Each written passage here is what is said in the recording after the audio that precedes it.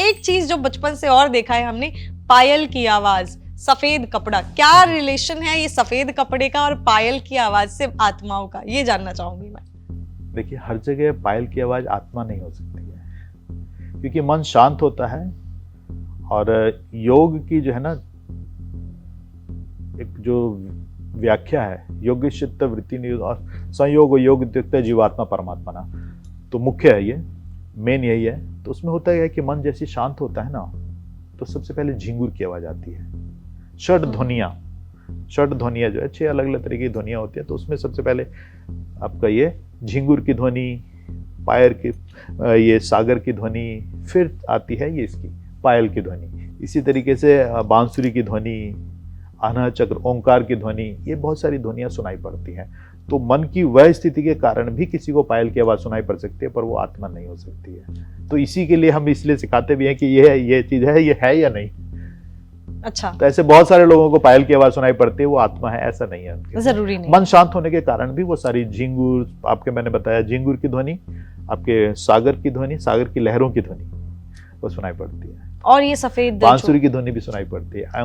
ओंकार जो है, उसको नाद, जो अनहद नाद, वो भी सुनाई पड़ता है लोगों को। और ये जो आपने मैंने आपसे पूछा कि सफेद कपड़ा, ये क्या है? कपड़ा जनरली जो है ना, वो लोग जो मतलब जो होता है कि विजुलाइज होता है सफेद धुएं के रूप में ही जनरली आप दिखता है।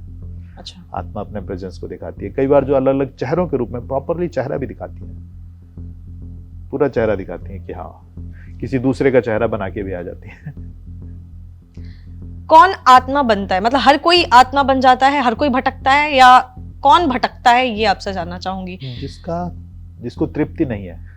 तृप्ति तो किसी को नहीं, मरते मरते हाँ। सब कोई सोचता है और मिल जाता और ले लेते, तो तृप्ति हाँ। तो किसी को नहीं है। लेकिन इसीलिए हमारे गुरुदेव ने बोला कि शास्त्रों के अंदर जैसे 4 तरीके की पूजाएं हैं।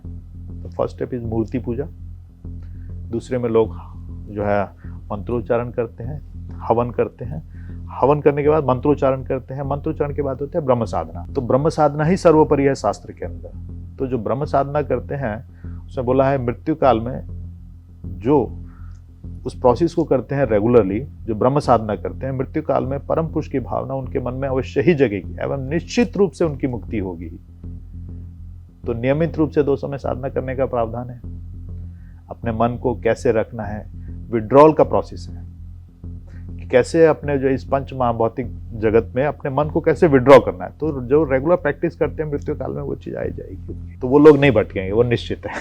अच्छा, वो लोग नहीं भटकेंगे। नहीं तो हजारों करोड़ों लोग हैं जो इस तरीके से भटक ही रहे हैं, क्योंकि सब लोगों को जो एड्रेस दिया है ना, गलत मिल गया।